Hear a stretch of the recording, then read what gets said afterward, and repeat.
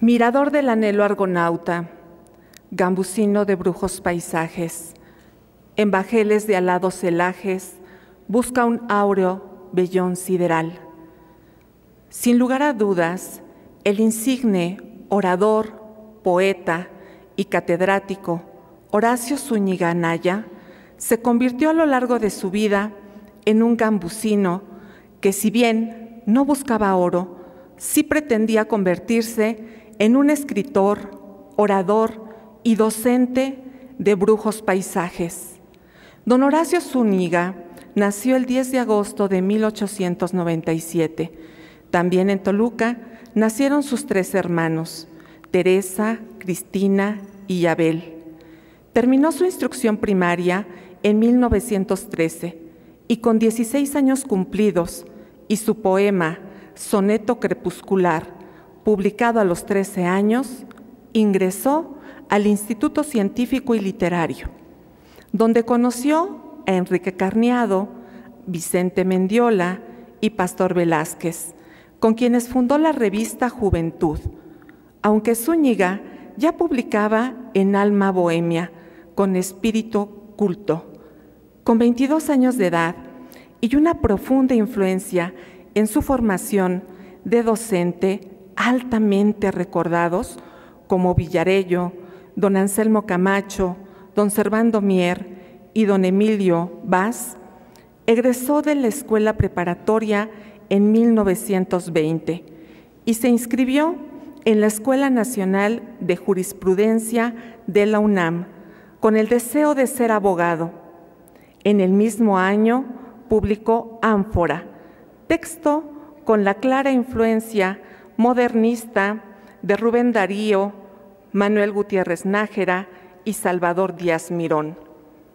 Abandonó la carrera a los 2 años de haber entrado y se dedicó a la docencia en la preparatoria de San Ildefonso. Después, en diversas secundarias como la Nacional de Maestros, la Nacional de Comercio, el Colegio Mexicano y la Escuela Nacional de Jurisprudencia. En su papel de docente, es importante resaltar que dejó huella en hombres que impactaron fuertemente en nuestro país: Octavio Paz, José Muñoz Cota, Tito Ortega y Adolfo López Mateos. A su regreso a Toluca, en 1926, fue invitado por el gobernador del Estado de México, Vicente Riva Palacio, para participar en el Instituto Científico y Literario de Toluca como docente en las materias de Historia General y Filosofía de la Historia. Después de 3 años de su llegada, había propuesto grandes ideas, como erigir un monumento en honor de los maestros del instituto, como parte de las actividades del centenario. También propuso que se compusiera un himno con la música de Felipe Mendoza, del cual el mismo Horacio Zúñiga escribió la letra. Un himno conformado por un coro de 4 versos y 4 estrofas distintas armadas, todas con endecasílabos perfectos y con el logro de una musicalidad increíble en cada verso y en cada estrofa con la explotación peculiar de sílabas llenas de Ls, dando cuerpo así a la aliteración. Donde el alba es faisán de arrebol, con tu enjambre de abejas de lumbre, liba el alma de auroras de sol. Elementos estructurales que, unidos a las figuras retóricas modernistas, capitel de los vuelos del alma, torre de oro del ave doncella, donde en éxtasis mira la estrella, como duerme el azul virginal, dan un sentido de triunfo para que las ideas triunfen sobre la ignorancia, así como del equilibrio sobre el caos. Su simple entonación nos lleva a brujos paisajes de saber y armonía. Como se manifiesta en la gran cantidad de antítesis, trocar las miserias en galas, dorar la sombra, perfumar un ciclón ideas aparentemente irreconciliables, pero genuinas y verdaderas, además que corresponden al afamado carácter irascible del poeta, no para queja o denuncia, sino para construcción de un ideal tan sublime como la heroica cumbre olímpica en una perínclita cumbre. Se presume que nuestro himno fue concluido en una semana. Otros de sus escritos fueron La voz de la belleza, Rapsodia hímnica, a los maestros y alumnos del instituto, Mirras, El minuto azul, Sinfonías, La selva sonora, Torre negra, Presente y letras marianas, El Estado de México, La universidad, El hombre absurdo, Realidad, Verbo peregrinante, etc. En suma, un total de 16 libros publicados.